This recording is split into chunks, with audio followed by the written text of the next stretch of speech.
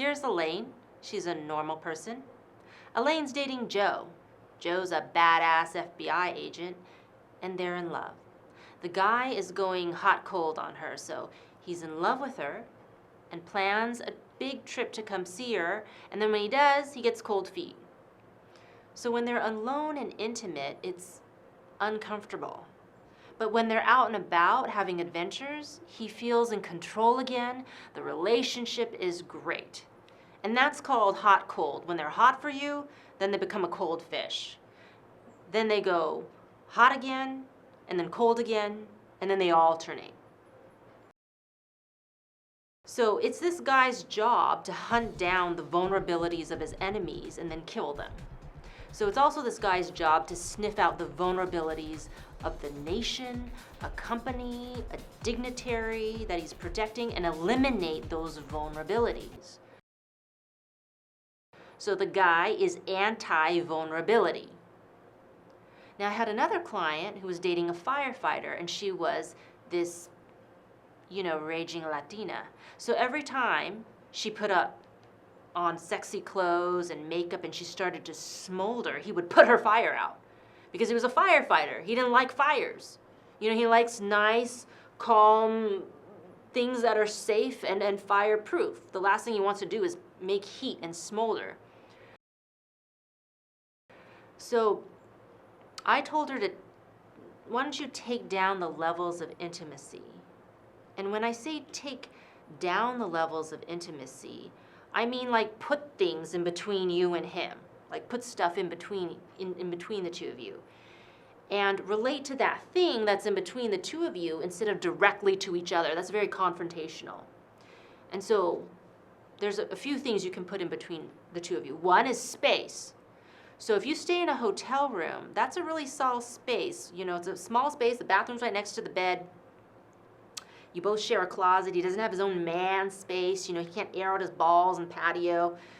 So I suggested that they hang out at her house because she's got 2 bedrooms, 2 separate bathrooms. She's got a big living room, a backyard. There's places where he can go. Does that make sense? Okay, the second thing that you could put between the two of you is friends. You can invite friends over, but not your girlfriends who are gonna kind of scrutinize him and sort of put him on the spot. Don't do that. But people who are on the same level or in the same league as him. In other words, let him know that you powwow with other members of his tribe. So this guy's an FBI agent. The best thing to have are people over who are intelligent, worldly, adventurous, and masters of self-sufficiency. So if you want to date a high-maintenance guy, that's on you. I'm not going to tell you who to date. I'm just going to tell you how to manage them. So the third thing that you can put in between the two of you are activities. Anything so that it's just not the two of you in a room. That takes down the level of intimacy. And there's 3 types of activities that you can put in between of you. The first type of activity is high adrenaline, like skydiving, hunting, deep sea fishing, bungee jumping, anything that's in your face, what you fear, what you love the most, any form of terror. And because and when you're in terror, there's no real hiding who you are. Okay, so the second type of activity are no-brainers, like going to the movies, going to a show, going to a concert. This has 0 intimacy. You just have to show up, you don't have to talk. The third type of activity that you put in between the two of you are relational activities, like shopping, because you have to ask the other person their opinion. You get to see what kind of taste that they have. Or playing sports. And as soon as I told Elaine this, she started complaining. And I hear this a lot from women who are afraid to do work.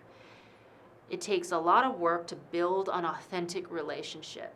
And Elaine said, I just got out of a long-term relationship. I don't know how to date. I don't know where to start. I don't know what I should do. And if it doesn't work out, then there's so much to give. And just, and I don't really want to meet someone I'm not really ready to commit.